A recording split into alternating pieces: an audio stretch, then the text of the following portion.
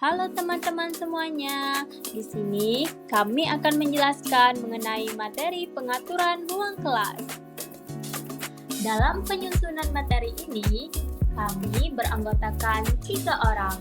Yang pertama, saya sendiri, Dipa Pertiwi. Saya Bella Cynthia. Dan saya Septa Armani. Dan ini dosen pembimbing sekaligus dosen pengampu mata kuliah manajemen kelas, yaitu Bapak Muhammad Iqbal Arsyad, MPD. Apa sih pengaturan ruang kelas itu? Berikut penjelasan materi dari kami. Nah, yang pertama, saya akan menjelaskan tentang pengaturan ruang kelas. Pengaturan ruang kelas merupakan proses penataan fisik dan sosial dalam ruang belajar agar terciptanya suasana yang kondusif untuk kegiatan pembelajaran. Hal ini mencakup penempatan meja, kursi, papan tulis, alat bantu mengajar, serta elemen-elemen lain yang menunjang efektivitas proses belajar mengajar. Suasana kelas yang terorganisir dan hangat akan memberikan pengaruh positif terhadap motivasi belajar siswa dan mengurangi perilaku menyimpang. Penataan ruang kelas yang efektif harus memperhatikan kebutuhan siswa dan jenis kegiatan pembelajaran yang akan dilakukan. Misalnya, untuk kegiatan diskusi kelompok, pengaturan tempat duduk berbentuk lingkaran atau kelompok kecil lebih sesuai dibandingkan dengan formasi baris tradisional. Selanjutnya, pengaturan kondisi ruang kelas. Pengaturan kondisi ruang kelas memainkan peran yang sangat penting dalam menunjang efektivitas proses belajar mengajar. Ruang kelas yang nyaman, bersih, dan tertata dengan baik tidak hanya menciptakan suasana yang menyenangkan, tetapi juga mampu meningkatkan motivasi dan konsentrasi siswa. Sebaliknya, kelas yang berantakan atau tidak terorganisir dengan baik dapat mengganggu fokus dan menurunkan semangat belajar. Oleh karena itu, perhatian terhadap detail-detail kecil dalam penataan kelas seperti posisi meja, kebersihan lantai, hingga keteraturan papan tulis sangat diperlukan untuk menciptakan lingkungan belajar yang ideal. Salah satu faktor utama dalam pengaturan ruang kelas adalah sirkulasi udara dan pencahayaan. Ruang kelas yang memiliki ventilasi udara yang baik memungkinkan udara segar masuk dan membantu menjaga suhu ruangan agar tetap sejuk dan nyaman.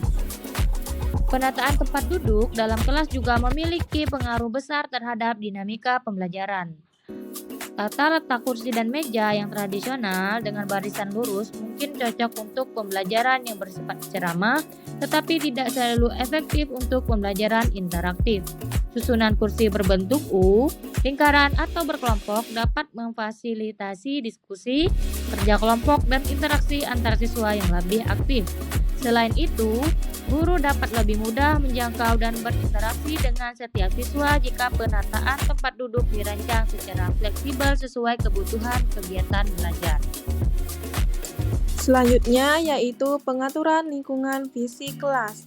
Pengaturan lingkungan fisik kelas merupakan aspek penting yang berpengaruh besar terhadap kenyamanan, efektivitas, dan kelancaran proses pembelajaran. Lingkungan fisik yang tertata dengan baik mampu menciptakan suasana belajar yang kondusif, memotivasi siswa, dan membantu guru dalam mengelola kelas.